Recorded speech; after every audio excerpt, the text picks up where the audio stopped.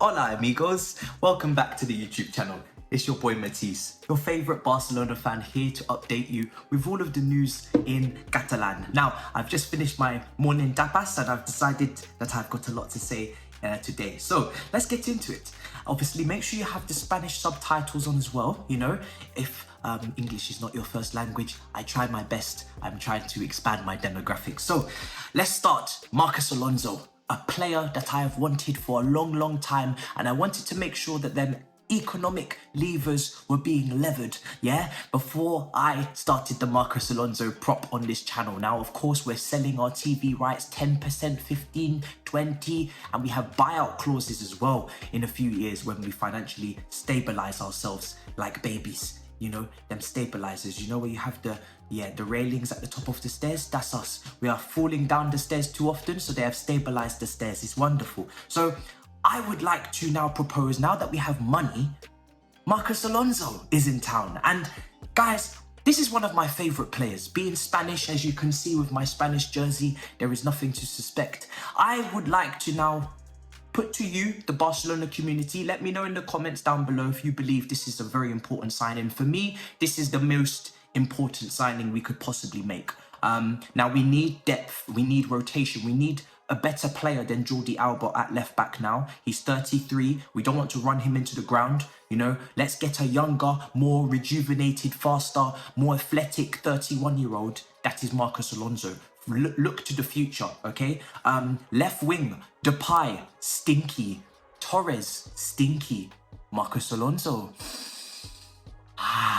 Wonderful. This is a player that is versatile. He can play left back, left wing back, and left wing. And I wouldn't even suggest right wing if I wanted to be crazy. Maybe right wing. This is a player that has so many goal contributions. 52 goal contributions in 211 Chelsea games. Can you believe that? That is a goal contribution every 1 out of 4 matches. And that's with him playing left back or left wing back. So can you imagine how he would play in a front three at Barcelona? Further forward, closer to the goal, able to dribble with his 48% successful dribbling ratio.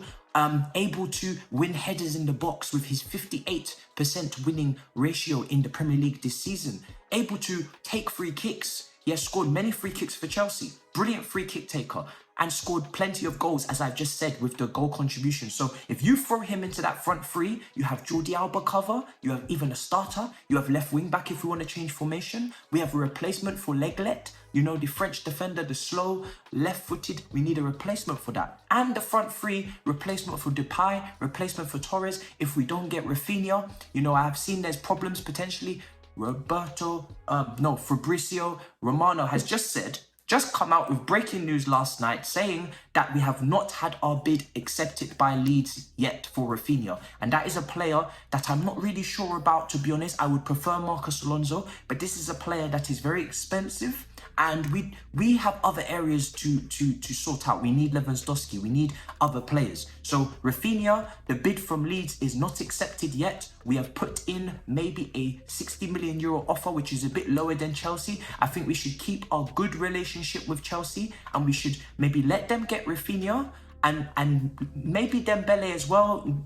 Again, a lot of money contract-wise. Focus on Marcos Alonso. He's cheaper and he's renewable.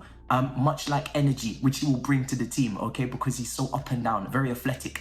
In Sarri's season, it's a season I was studying very closely because at Barcelona we like beautiful football, and Sarri does play sometimes good football. In the 18-19 season, guess what he called Marcos Alonso? And I quote, the best left back in Europe. We don't have the best left back in Europe if they do. You cannot have 2 best left backs in Europe. So we need to bring in the best left back in Europe. And he said he can be the best left back in the world if he improves on his defensive capabilities. And he has. I have seen him tackling all season. Very accurate with the tackling.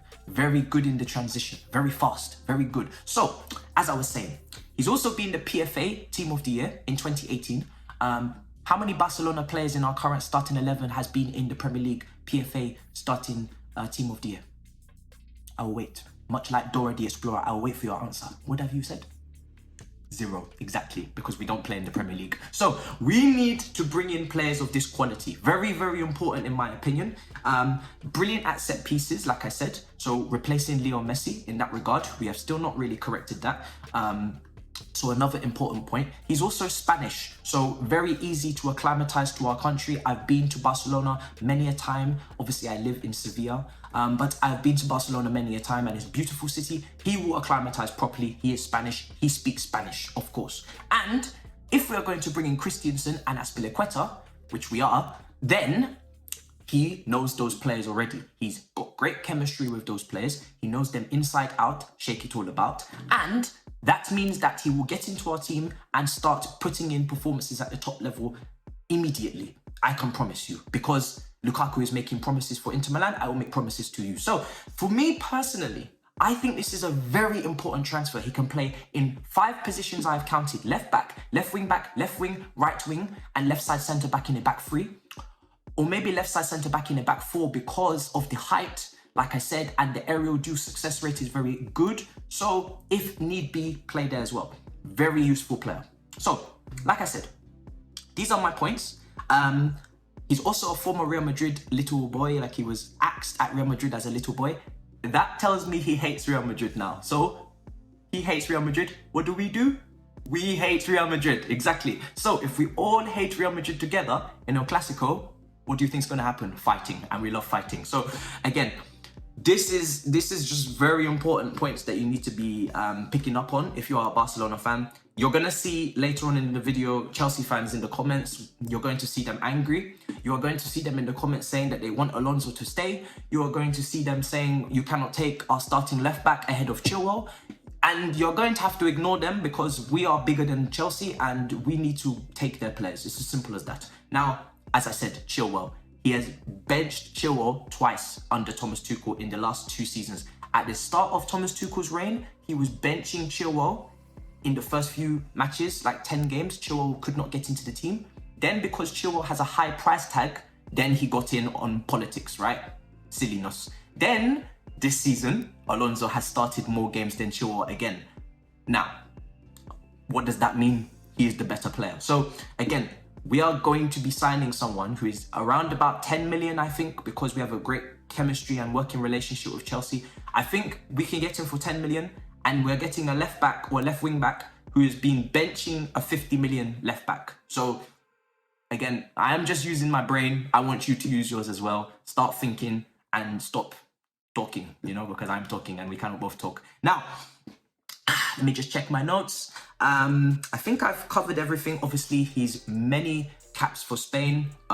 My nationality, as you can see, as a Barcelona fan. And also, I think, I want to make it very clear. This is not a hacking. I saw last week or 2 weeks ago, there was a Bayern Munich fan who hacked on this channel and said a lot of shit.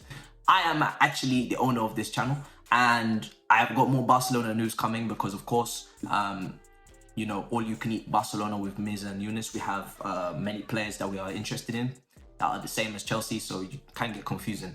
But anyway, moving on. So, like I said, I think this is an important player to bring in. I don't really like Rafinha. Like I said, I don't want to make it a Rafinha agenda. That's not what I'm about. But I think this is a bit expensive to pay for this player when you have Marcos Alonso that can play on the right wing. And I want to show you his strengths. So we're going to get up the pitch and the graphs, hopefully.